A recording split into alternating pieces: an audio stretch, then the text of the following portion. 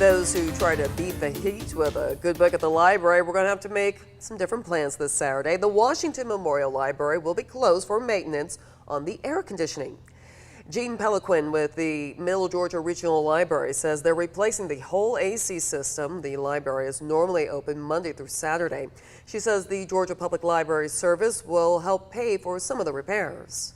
It's a really old system, and it has been a issue to keep running, and it's been, needed a lot of repairs. The Washington Memorial Library will open again Monday at 9 a.m.